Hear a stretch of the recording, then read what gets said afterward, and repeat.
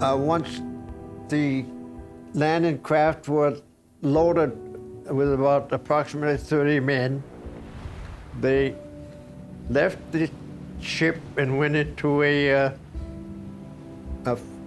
few hundred yards from the ship and went in a circle because this was an assembly point. The order came down for us to proceed to the beach.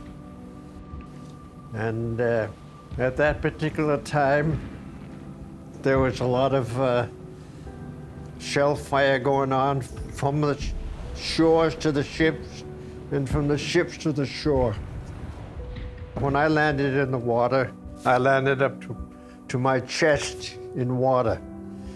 And your main concern was survival. And you could not, if you got into a situation where you were loaded down with equipment and you were going underwater, you could not expect help from anybody. It was up to you. You had to help yourself. And that's why a lot of men drowned that way. I was able to make it to the iron barriers that the Germans had put up. And not only myself, but all of the men that were trying to make it to the beaches, we used these barriers as protection.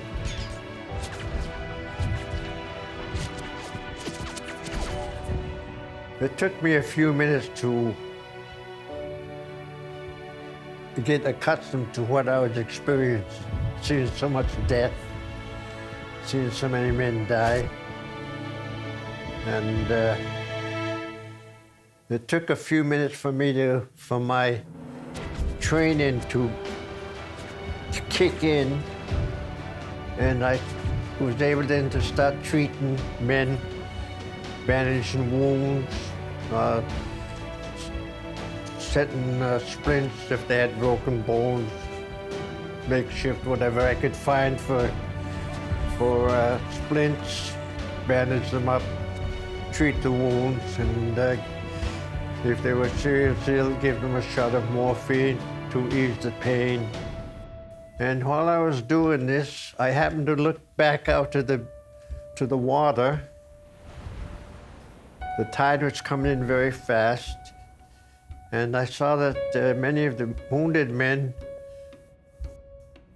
a lot of them were drowning because the tide was coming in and it was washing over their bodies, and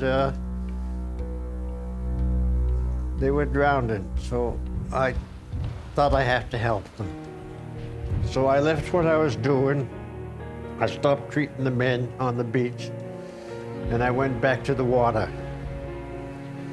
Some of the men were very heavy, and they had a lot of equipment on them.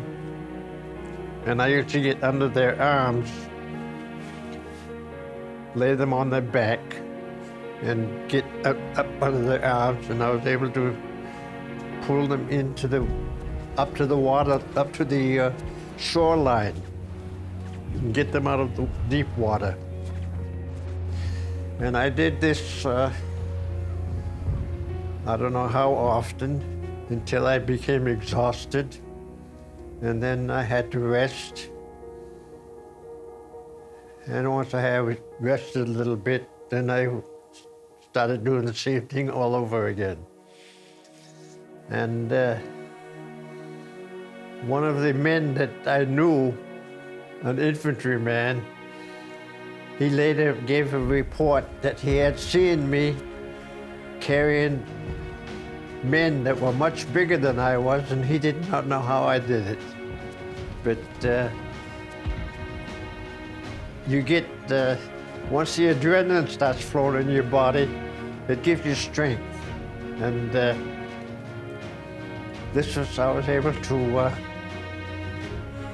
accomplish my mission that way. While I was walking the beach, I came across a man that had a very bad stomach wound. And